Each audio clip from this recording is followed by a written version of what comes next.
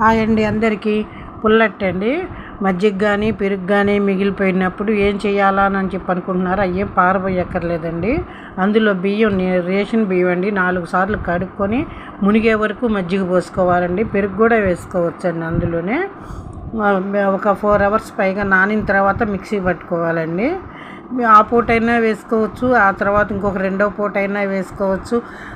కొంచెం సోడా ఉప్పు వేసుకోవాలండి. మిక్సీ పట్టుకునేటప్పుడే కళ్ళు ఉప్పు వేసుకోవచ్చు టేస్ట్కి తగినంత. ఒక పావు టేబుల్ స్పూన్ సోడా ఉప్పు, ఒక పావు టేబుల్ స్పూన్ బేకింగ్ పౌడర్ వేసుకొని ఇలా పోసుకుంటున్నానండి. జీలకర్ర వేసుకున్నాను. ఈసారి ఆనియన్ పచ్చిమిర్చి వేసుకోలేదు, చట్నీ నంచుకోవడమేనండి. అల్లం మామిడికాయ చట్నీ అలా ఇష్టపడే వాళ్ళు ఇష్టపడతారు, లేదా మా ఆనియన్ పచ్చిమిర్చి సరిపడా వేసుకొని అలా ఇష్టపడే వాళ్ళు అలా ఇష్టపడతారు. ఇలా కూడా వేస్తుంటాను. ఈసారి మాత్రం ఈ ఆనియన్ పీసెస్ వేసుకోలేదు, జీలకర్ర ఒకటే వేసుకున్నాను. ఈవినింగ్ మాత్రం వేసుకుంటానండి. మార్నింగ్ కనుక ఈ చట్నీతో సేవ్ చేసుకున్నాను.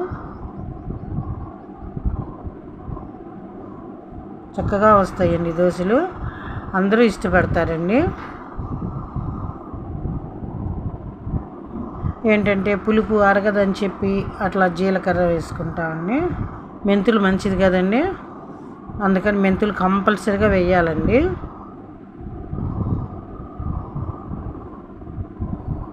వీడియో నచ్చితే లైక్, సబ్స్క్రైబ్, ఒక కామెంట్